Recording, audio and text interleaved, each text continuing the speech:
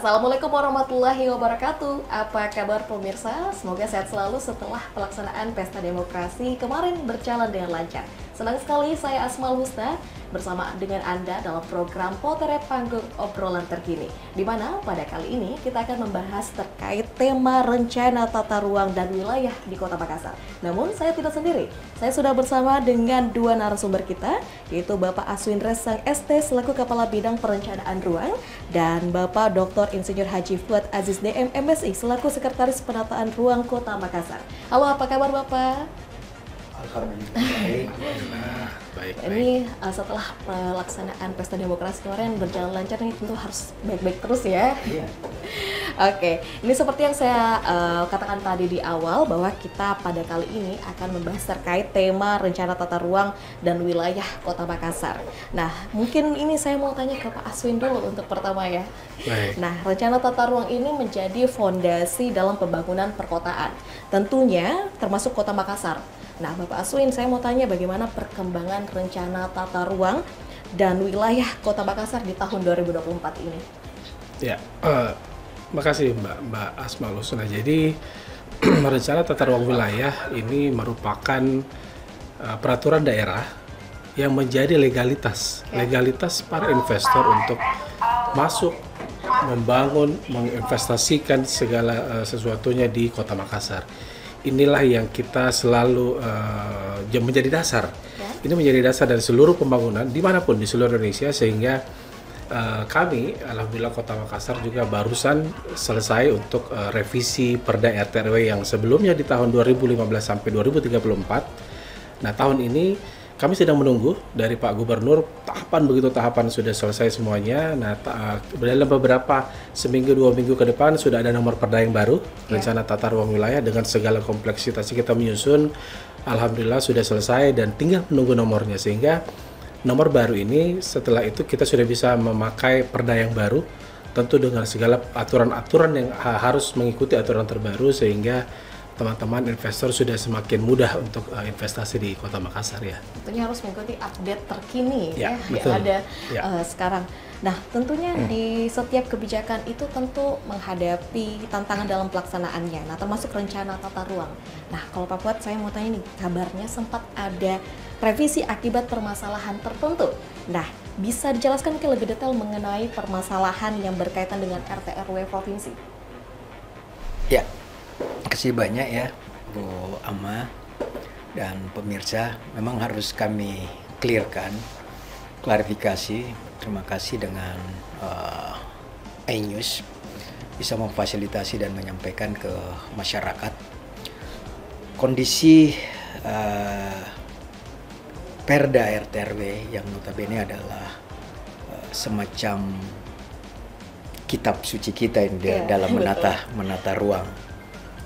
Kami saja jangankan di pihak di luar, di internal kami di Dinas Penataan Ruang yang tadinya kita punya nomenklatur yang sangat-sangat berbeda, tetapi dengan konsep definisi daripada penataan ruang harus memiliki bidang perencanaan ruang, harus memiliki bidang pemanfaatan ruang, bidang pengendalian pemanfaatan ruang, dan plus bidang tata bangunan dan lingkungan. Nah, ini tidak akan bisa menyatu kalau RT RW kita ini belum punya alas hak.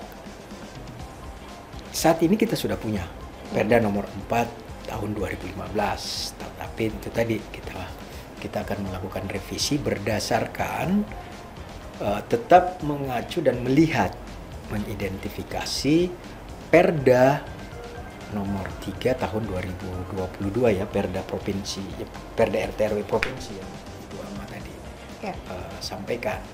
Ini harus tidak terpisahkan, karena memang di salah satu pasal di klausulnya itu bahwa apabila tidak terjadi kesinkronan, maka kita tetap harus mengacu kepada Perda RT RW provinsi. Bapak Wali Kota Pak Dani Pomanto adalah sosok arsitek, fashionnya adalah di tata ruang, sehingga tentu dia mau melihat Kota Makassar itu sampai 20 sampai 40 tahun ke depan untuk bisa menyajikan hal-hal seperti itu. Kenapa sih sebenarnya harus direvisi ini Perda nomor 4 tahun 2015? Memang ada di salah satu pasal juga di undang-undang atau di permen itu bahwa setiap 3 sampai 5 tahun harus ditinjau kembali. Betul, betul. Nah, pada tahun 2019 Bapak Wali Kota melakukan peninjauan kembali untuk melakukan revisi, dan alhamdulillah tahun 2020 itu PK-nya disetujui, dan kami sudah pada saat itu langsung menyusun RTRW dan selesai di tahun 2022. Itulah berproses sampai di tahun 2024. Di bidangnya Pak Aswin, bidang perencanaan ruang, di situ kita godok. Bahkan saat ini ya memang sudah selesai diparipurnakan di DPR, tetapi model pentahapan itu masih tetap kita kaji dan sudah selesai di Kementerian Dalam Negeri, kemudian tinggal di tingkat di provinsi. Kita tinggal tunggu untuk diundangkan. Nah, kebijakan-kebijakan yang tadi disinggung oleh Ibu Ama, memang saya sudah sampaikan bahwa kitab sucinya kita ini adalah RTRW. Bahkan setelah RTRW ini kita lagi sementara mencoba melakukan tahapan pralinsek terhadap rencana detail tata ruang. Jadi setelah RTRW, rencana detail tata ruang lagi yang kita akan fokus ke situ. Sehingga apa yang tadinya bahan daripada kenapa harus direvisi, salah satu contoh misalnya kita mau buat persetujuan bangunan gedung. Ini ada aturan baru dari IMB menjadi PBG, sehingga kita harus mencari cantolan daripada RDTR. Ada juga yang tentang persoalan ruang terbuka hijau. Betul. Ketika kita melakukan, kita menjudge bahwa ini ruang terbuka hijau, tetapi ternyata masyarakat punya kepemilikan. Jadi ini yang sehingga hal-hal itulah yang dipikirkan oleh Bapak Wali Kota kami untuk melakukan revisi. Seperti itu sehingga bisa mengambil kebijakan. Oke, dari revisi beberapa peraturan tersebut, apakah sudah diterima seluruh masyarakat? Iya. Tentu sebelum kita melakukan revisi banyak konsultasi publik. Ini penyusunan revisi RTRW kita ini kita anggap yang tercepat. Ya, tapi tidak menghilangkan tahapan-tahapan. Kita mengundang seluruh stakeholder.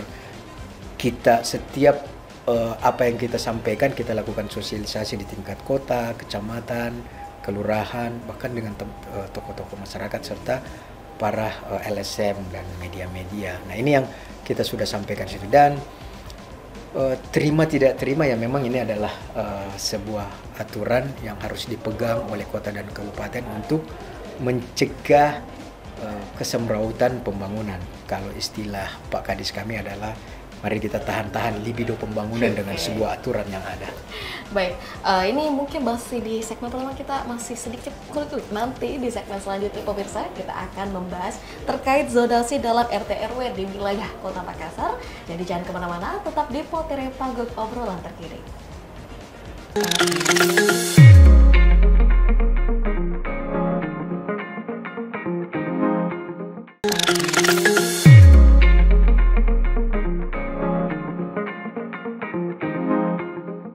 Baik pemirsa, terima kasih masih bersama kami di Potere Panggung Obrolan Terkini, dan tentunya masih bersama dua narasumber kita yang akan membahas terkait rencana tata ruang dan wilayah di Kota Makassar. Nah, tadi di awal kita sudah membahas sedikit terkait rencana tata ruang dan wilayah di Kota Makassar. Nah, saya mau tanya ke Pak Aswin, ini dalam rencana tata ruang ini adakah kawasan yang diprioritaskan dalam pembangunan? Di mana wilayah mana saja yang akan menjadi wilayah pengembangan yang ada di Kota Makassar? Ya, kita masuk ke rencana pembangunan dalam bentuk zonasi.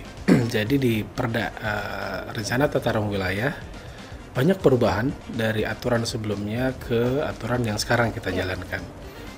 Kota Makassar sendiri sudah mulai mengarah ke kota jasa. Kita sudah mulai mengarah ke kota jasa, tidak lagi terlalu mengarah ke kota industri. Seperti misalnya di DKI itu sekarang pabrik-pabrik sudah nggak di DKI lagi. Betul. Dia sudah di Banten, dia sudah di Depok, dia sudah di sebagai kota-kota satelit. Sehingga Kota Makassar pun ke depan sudah menjadi mengarah ke kota jasa. Sehingga perencanaan kawasan-kawasan industri yang dulunya ada itu sekarang sudah mulai kita geser ke pinggiran kota Makassar sesuai dengan kita memang sesuai Perpres juga Makassar merupakan kota metropolitan, kota inti dari Mamilasata. Sehingga Makassar ini kota inti menopang dari Sungguh Minahasa, Takalar, Goa, Maros. Nah ini yang menjadi bahwa Makassar itu sudah mulai ke kota jasa. Sehingga zona peruntukan perdagangan dan jasa ini sudah mulai berkembang dan sangat berkembang. Kita dulu di pinggiran, di jalan raya, di jalan poros, di jalan inti itu biasa dulu peruntukan lahannya kita di pinggir jalan itu masih pemukiman. Betul. Sekarang sudah hampir seluruhnya di pinggir jalan sudah masuk ke peruntukan perdagangan dan jasa, karena begitu besarnya animo masyarakat bahwa perdagangan dan jasa ini sudah sangat maju.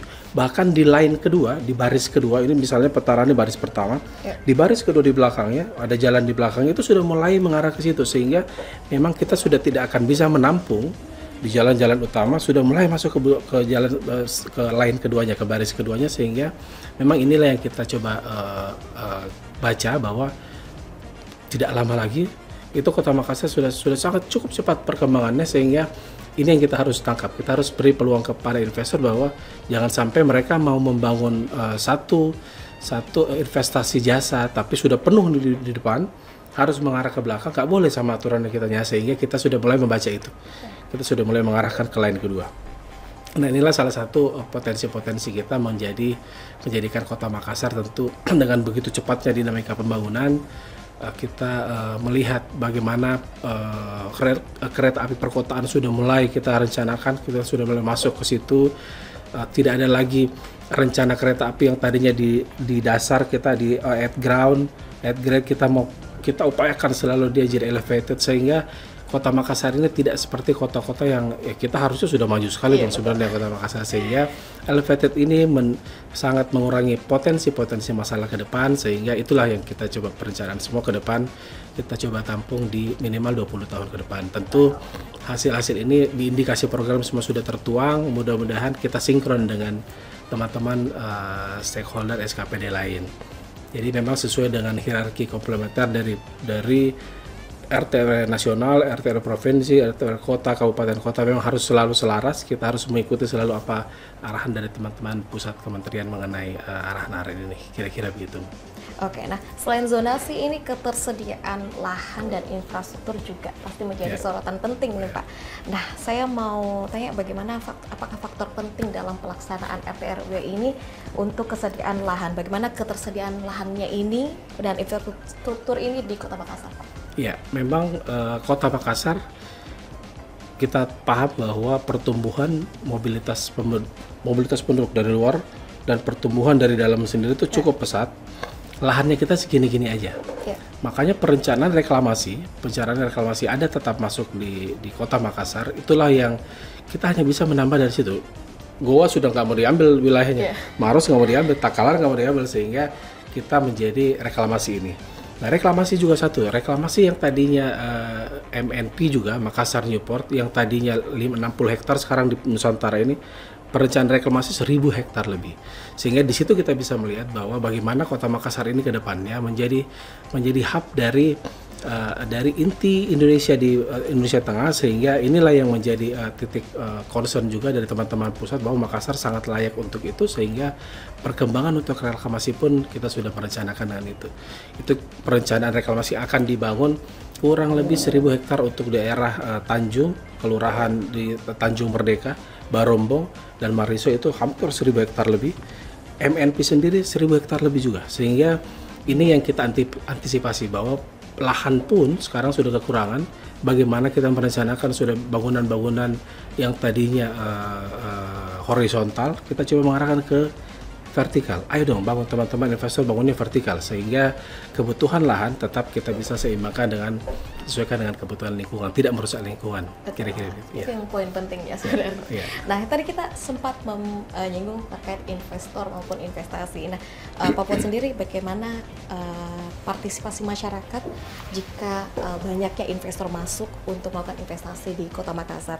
Tentunya apakah sudah ada investor yang sudah mulai menjalankan investasinya berdasarkan RT RW saat ini?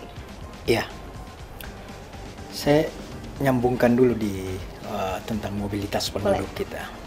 Memang ketika mobilitas penduduk, jadi ceritanya begini, Mbak. Kenapa sih sebenarnya harus kita revisi nih RT? Karena memang jumlah penduduk kita semakin banyak. Karena banyak, berarti dia punya aktivitas semakin berkembang juga. Betul. Terus dia membutuhkan wadah untuk kapasitas itu. Sehingga tentu akan bisa menimbulkan terjadi penyempitan, akhirnya terjadi kemacetan. Nah, kondisi-kondisi ini bisa dijadikan sebagai memang menjadi ancaman, tetapi kita sekarang lagi bagaimana ancaman itu bisa menjadi peluang buat kita. Salah satunya adalah bagaimana mencoba mengurai mobilitas ini. Kita di RT RW sudah membuat zona pusat pelayanan kota ada 8 titik supaya jangan terus ke CPI misalnya. Di sana semua padat. Jadi memang ada pengimbang di situ. Nah, konsep ini pasti akan ujung-ujungnya terkait dengan persoalan bagaimana mengembangkan atau menyiapkan infrastruktur. Infrastruktur kalau misalnya hanya untuk mau menghabiskan melalui APBD kita itu sah-sah saja dan gampang kita habiskan. Tetapi bagaimana kami diminta oleh Pak Wali untuk berpikir tidak membebani APBD. Jadi kita coba dengan investor. Beberapa investor sudah kita bisa lihat di media bahwa sudah ada untuk penanganan sampah, ada investor dari China itu tentang pengelolaan sampah menjadi energi listrik. Kemudian saat ini teman-teman dari Asian Development Bank itu sudah melakukan yang namanya program TOD, Transit Oriented Development. Contoh begini, pemirsa, bahwa karena kepadatan penduduk, kepadatan bangunan, kemudian persiapan infrastruktur kita yang belum bisa mengikuti laju penduduk, maka kita membuat satu desain itu tadi Transit Oriented Development. Nah, di segmen ini tadi kita telah membahas zonasi dalam RT RW di wilayah Kota Makassar. Nah, pemirsa, di segmen selanjutnya kita akan membahas terkait penertiban ruang dan bangunan selama tahun 2024. Jadi jangan kemana-mana, tetap di Potere Panggung Obrolan Terkini.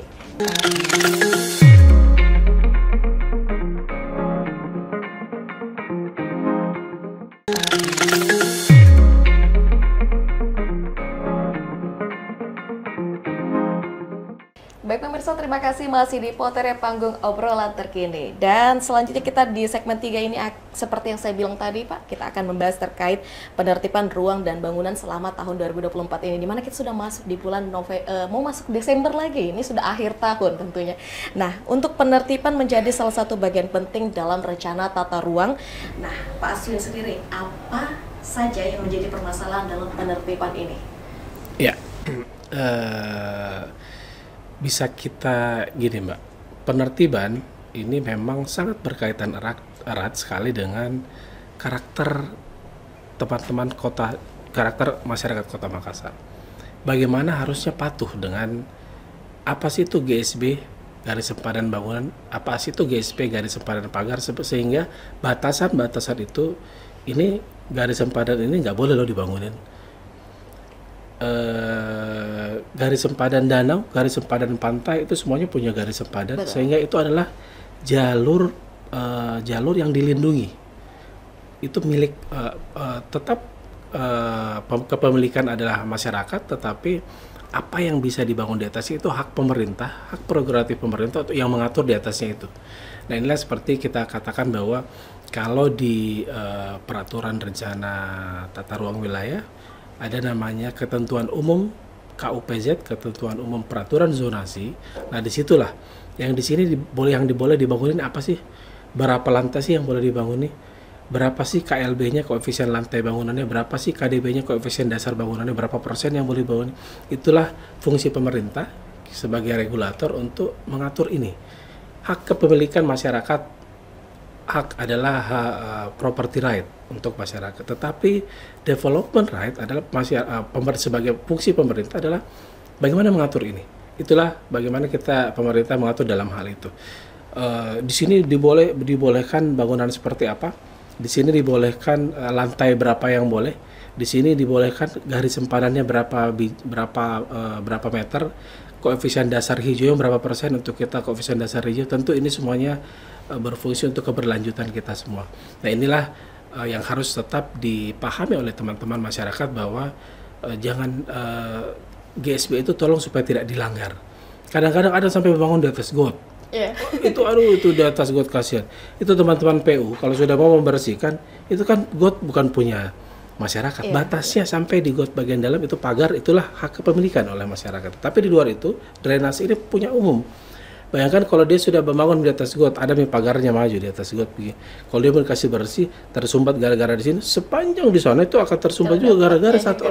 Inilah yang artinya tolong teman-teman masyarakat bahwa hal-hal seperti ini untuk kebersamaan kita semua, untuk keberlanjutan kita semua, sehingga teman-teman SKPD juga yang punya tupoksi harus membersihkan ini, misalnya dari teman-teman PU, dari Satgas Drainase, tidak juga mereka-repotan atau gimana nih, sehingga tidak menimbulkan dampak-dampak yang lain kepada masyarakat yang lain. Ini contohnya. Tetapi memang di Dinas Penataan Ruang ada bidang pengendalian, ada bidang yang memang mengawasi itu untuk pelanggaran itu tentu sesuai dengan SOP kami. Ada surat teguran pertama, kedua, dan ketiga.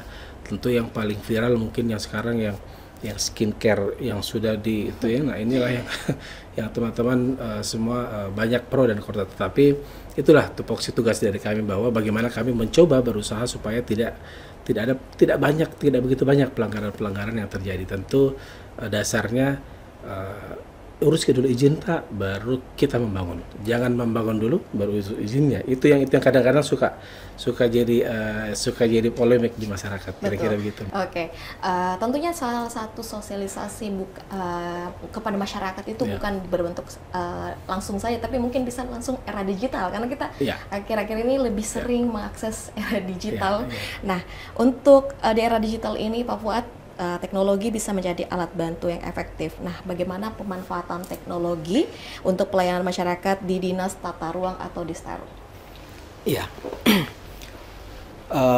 persoalan digital dan penyebaran informasi memang Bapak Wali Kota sudah warning seluruh SKPD untuk melakukan inovasi-inovasi. Kami di Dinas Penataan Ruang ada satu aplikasi yang besar namanya Sistem Informasi Penataan Ruang atau disingkat SIPETARUNG. Nah, di SIPETARUNG ini banyak dashboard yang bisa menerima dan meng-apply apa yang sebenarnya, atau misalnya dia men-tracking berkas itu. Kita main di per bidang. Contoh di bidangnya Pak Aswin, memang untuk masuk di SIPETARUNG, begitu masuk di Pak Aswin, dia namanya si pesilat ya, peta informasi lah. Ya, peta informasi yang terintegrasi. Jadi kondisi-kondisi itu misalnya Mbak Ama mau bangun ini, maka saya harus buka dulu di SIPETARUNG, kemudian masuk di dashboard pesilat, cocok enggak ruang saya ini, bagaimana dengan kesesuaian lahan saya. Jangan sampai saya punya lokasi itu berada di lokasi barang dan jasa, tapi ternyata kita mau bangun dengan peruntukan lain, sehingga itu yang bisa. Sehingga kalau misalnya tidak terjadi sinkronisasi, maka kita melalui forum penataan ruang. Nah, setelah di bidang perencanaan ruang ada pesilat, maka di bidang selanjutnya adalah bidang setelah direncanakan mau dimanfaatkan. Ya. Nah, bidang pemanfaatan ini namanya dia punya inovasi namanya papaluang. Nah, bagaimana pengelolaan lahan dan lingkungan untuk pemanfaatan ruang. Nah, ini konsep-konsep inilah yang harusnya dari si pesilat papaluang dengan patrol taruh. Nah, patrol taruh ini adalah pantau kontrol tata ruang dan bangunan. Itu di bidang pengendalian. Nah, dulu namanya penertiban, sekarang namanya bidang pengendalian ruang dan bangunan. Jadi dia sudah kendalikan ruang, misalnya ruangnya masuk garis sempadan sungai, berarti tidak bisa. Ruang terbuka hijau ada 2, ada yang publish, ada yang private. Kalau misalnya di rumah berarti ada 10% yang harus kita siapkan untuk ruang terbuka private. Bahkan di perumahan itu bisa harus sampai 30%. Nah, kondisi-kondisi itu tetap dikendalikan oleh bidang pengendalian. Belum lagi dengan bangunannya. Bangunannya tentu masuk. Dulu namanya izin mendirikan bangunan, sekarang menjadi persetujuan bangunan gedung. Kenapa ada berbeda aja? Dulunya izin, ini sekarang persetujuan. Karena kita tadi tetap mengacu di RT/RW kita.